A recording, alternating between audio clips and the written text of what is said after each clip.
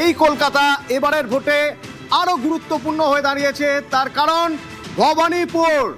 এবারের ভোটের ভর কেন্দ্র বলা হচ্ছে ভবানীপুর। সেই ভবানীপুর, যে ভবানীপুরে মমতা বন্দ্যোপাধ্যায় তার প্রতিদ্বন্দ্বিতা করছেন শুভেন্দু অধিকারী। এই ভবানীপুরের ভোট গোনা হবে কোথায়?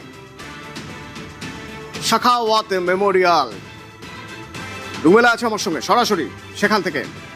রুমেলা, গত কদিন আমরা এই ভোট যেখানে গণনা হবে এই স্ট্রং রুমের সামনে আমরা অনেক কিছু দেখেছি, অনেক অভিযোগ দেখেছি, পাল্টা অভিযোগ দেখেছি, নিরাপত্তার আরো কড়াকড়ি দেখেছি।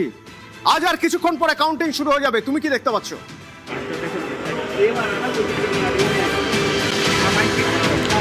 ঘড়িতে সময় 6:30 পেরিয়েছে, আর হাতে 1.5 ঘন্টা মতো সময়।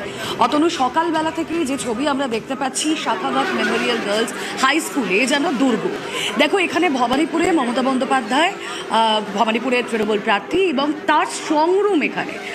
পাশাপাশি আমরা দেখেছিলাম, যদি এই জায়গাটাকে যে দুর্গ বললাম, কেন বললাম, কারণ বৃহস্পতিবার রাতে মমতা বন্দ্যোপাধ্যায় যখন তিনি এখানে এসেছিলেন, তারপর রাজনীতির পারদ আরও তুঙ্গে ওঠে। তিনি এখানে এসেছিলেন স্ট্রং রুম পাহারা দিতে।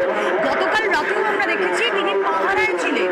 এই Sakhawat memorial girls high school খুবই গুরুত্বপূর্ণ এই কারণে, দেখো, প্রত্যেকবার এখানেই সেই গণনা হয়, স্ট্রং রুম এখানেই রয়েছে, সেই ইভিএম। আর কিছু সময় যখন যাবে আমরা সেই ফলাফল সাধারণ মানুষের কাছে পৌঁছে দেবো, আমাদের দর্শকদের কাছে। কিন্তু এখন যে ছবি আমরা দেখতে পাচ্ছি, পুলিশের ছয়লাভ এখানে বাহিনী রয়েছে, এবং প্রতি মুহূর্তে মাইকিং করা হচ্ছে যাতে কেউ এখানে ভিড় না করে, যাতে কোনো জমায়েত এখানে না হয়।